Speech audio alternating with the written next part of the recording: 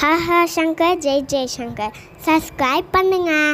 ஸ்ரீ மகாபெரிவா திருவடிகள் சரணம். ஹரஹர சங்கர ஜெய ஜெயசங்கர. இந்த வருடத்தினுடைய கடைசி அமாவாசை.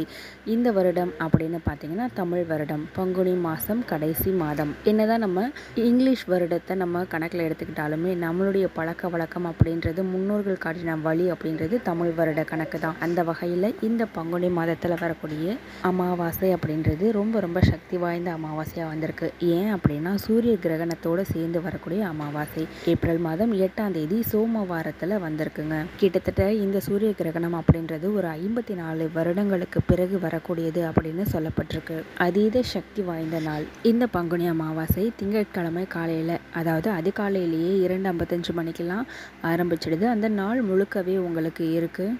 மற்ற அமாவாசைகளை மாதிரி இரட்டைப்படையில், அதாவது 2 நாட்கள் தொடராமல் ஒரு முழு நாள்லேயே உங்களுக்கு இருக்கிறதுனால இந்த நாள் ரொம்ப ரொம்ப சக்தி வாய்ந்த நாளாக கருதப்படுறது. பொதுவாக நம்ம வாழ்க்கையில் நம்ம அனுபவிக்கக்கூடிய கர்மாக்கள், தடைகள், இது எல்லாத்துக்குமே நம்மளுடைய முன்னோர்களுடைய ஆசீர்வாதம் இல்லாதது ஒரு காரணம். அதனால் இந்த அமாவாசையில் தர்ப்பணம் கொடுக்கறதுவங்க கண்டிப்பாக தர்ப்பணம் கொடுத்துருங்க. அதுக்கப்புறமா நம்ம பண்ண வேண்டிய ஒரு முக்கியமான ஒரு விஷயம் இருக்குங்க. அது என்னன்னு பார்த்தீங்கன்னா, நமக்கு இருக்கக்கூடிய தடைகள், ஒரு நெகட்டிவ் எனர்ஜி உங்கள் வீட்டுக்குள்ளேயும் உங்களுக்குள்ளேயும் இருந்துக்கிட்டே இருக்குது அப்படின்னு நீங்கள் ஃபீல் பண்ணுறீங்க. எது எடுத்தாலுமே உங்களுக்கு சரியாக வரலை, அதுக்குண்டான பலன் கிடைக்கல அப்படின்றது எல்லாமே விலகணும், ஒரு நல்ல முன்னேற்றமான வாழ்க்கை கிடைக்கணும் அப்படின்றதுக்குண்டான எளிமையான தாந்திரிக பரிகாரம். இதை இந்த அமாவாசையில் நம்ம பண்ணும் பொழுது அதிகபட்சமாக நமக்கு உடனடியாக பலன் கொடுக்கும். ஒரே ஒரு கண்ணாடி டம்ளரில் தண்ணீர் எடுத்துக்கோங்க. இதை நீங்கள் காலையிலேயே கூட பண்ணலாம். ஏன்னா அமாவாசை அதிகாலையிலேயே ஸ்டார்ட் ஆகிடுதுன்றதுனால ஒரு கண்ணாடி டம்ளரில் தண்ணீர் எடுத்துக்கோங்க. அதில்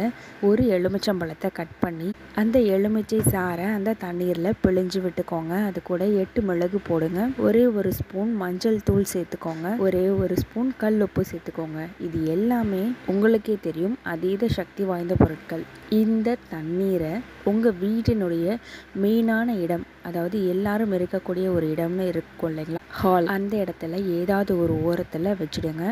மூடி வைக்காதீங்க, திறந்தே தான் வைக்கணும். இந்த அமாவாசை நாள் முழுக்கவே அது அப்படியே இருக்கட்டுங்க.